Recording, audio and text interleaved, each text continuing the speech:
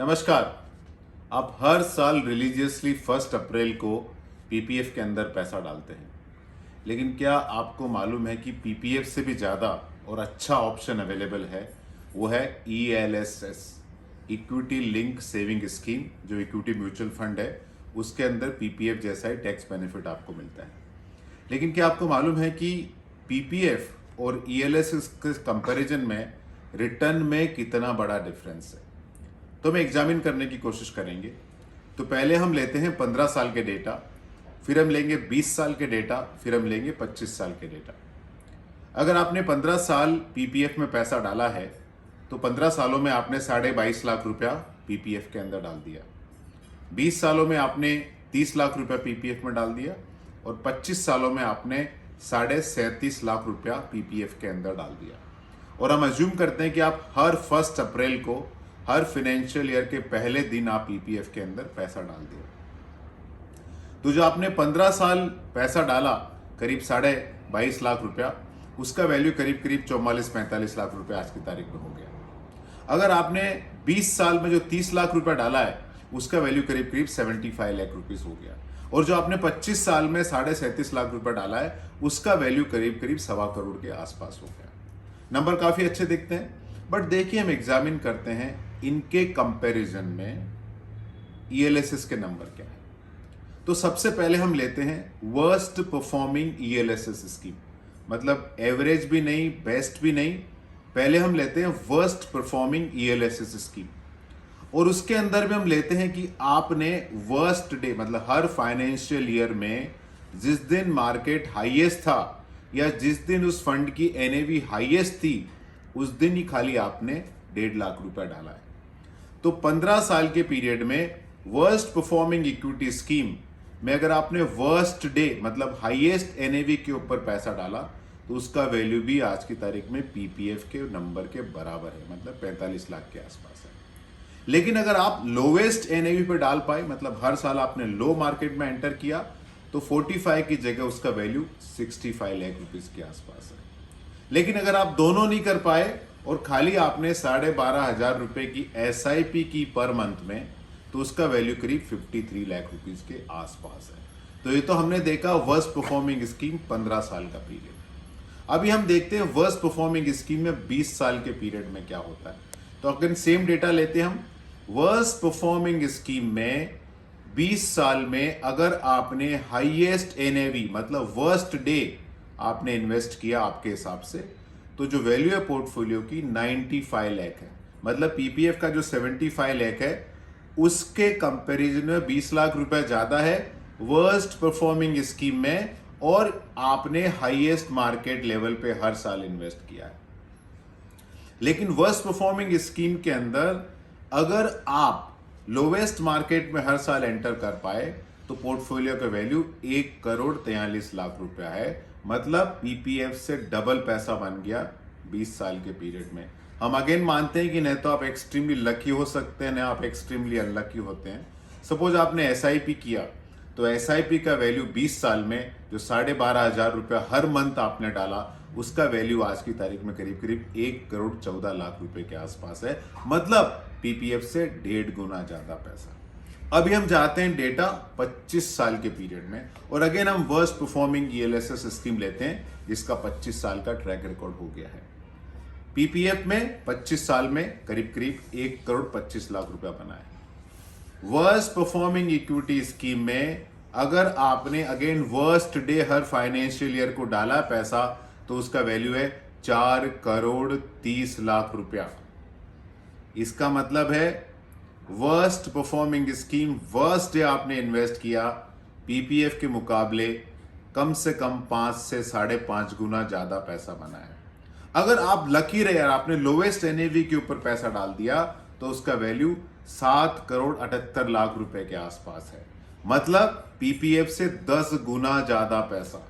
और अगर आपने खाली एसआईपी की, तो वर्स्ट परफॉर्मिंग स्कीम के अंदर जो 12,500 रुपया हर मंथ आप डालते हो, उसका वैल्यू करीब करीब 5,90 लाख रुपए के आसपास है। मतलब क्या है, पीपीएफ से 6 से 7 गुना ज्यादा पैसा। अभी हम आते हैं best performing scheme. Best performing scheme 15 साल अगेन हर साल आपने हाईएस्ट एनएवी के ऊपर पैसा डाला तो 15 साल में पोर्टफोलियो का वैल्यू है 54 लाख रुपया, मतलब पीपीएफ से 10 लाख रुपया ज्यादा। अगर आपने लोवेस्ट एनएवी के ऊपर हर साल में पैसा डाला तो पोर्टफोलियो का वैल्यू है 83 लाख रुपीज, मतलब पीपीएफ से ऑलमोस्ट 1.5 से 2 गुना ज्यादा पैसा।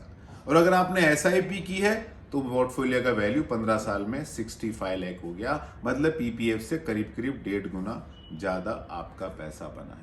अभी हम जाते हैं 20 साल के डेटा पे। देखिए मैजिक, देखिए लंबा जो पीरियड होता जाए, मैजिक देखिए 20 साल का पीरियड अगर हम लेंगे आप, तो बेस्ट परफॉर्मिंग ईएलएसएस फंड में हाईएस्ट एनएवी मतलब वर्स्ट डे, तो पोर्टफोलियो का वैल्यू 20 साल में 2 करोड़ 4 लाख रुपए के आसपास है, मतलब पीपीएफ के मुकाबले 2.25 गुना ज्यादा पैसा बना है। बट अगर आपकी किस्मत अच्छी रही और आपने बेस्ट डे कैप्चर कर लिया तो पोर्टफोलियो का वैल्यू हो गया 3 करोड़ 19 लाख रुपया, मतलब पीपीएफ से 4 गुना ज्यादा पैसा 20 साल के पीरियड में।